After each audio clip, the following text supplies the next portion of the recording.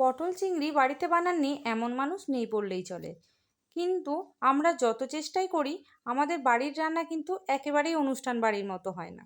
তাই আমি আজকে এমন কিছু টিপস আপনাদের সাথে শেয়ার করব যা বাড়িতে বানানো পটল চিংড়িও হবে অনুষ্ঠান বাড়ির মতনই।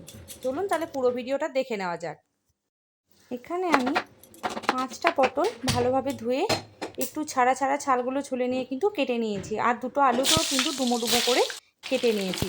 এরপর আমি কড়াইয়ের মধ্যে তেল গরম করতে দিয়েছি। তেলটা কিন্তু একটু বেশি লাগবে, এখানে আমরা খাঁটি সর্ষের তেল ইউজ করছি। এরপর পটলগুলোকে এইভাবে লাল লাল করে একটু ভেজে নিতে হবে।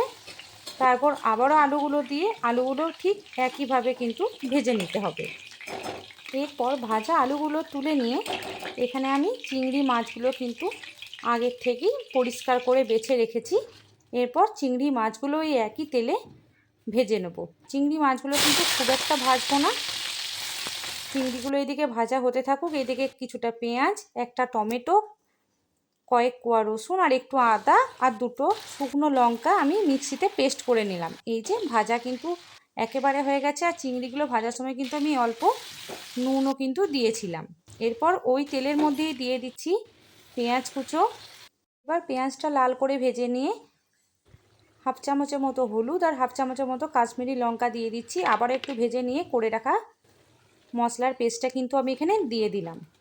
এবার কয়েকটা চিংড়ি মাছ, আর চিংড়ি মাছটা পরিষ্কার করার পর যে মাথাটা ছিল সেই কয়েকটা চিংড়ি মাছের মাথা কিন্তু আমি মিক্সিতে পেস্ট করে এই রান্নার গ্রেভির মধ্যে দিয়ে দিলাম।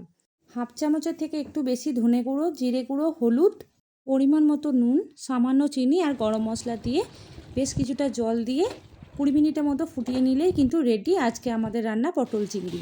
অনুষ্ঠান বাড়ির মতো রান্না হওয়ার একটাই কারণ, এখানে আমি চিংড়ির মাথা আর চিংড়ি মাছটা বেটে দিয়েছি, যার জন্যে গোটা গ্রেভিটার মধ্যে কিন্তু চিংড়ির একটা দারুণ ফ্লেভার চলে এসেছে। দেখা হচ্ছে অন্য কোনো ভিডিওতে। আজকের মতো তাহলে এখানেই টাটা।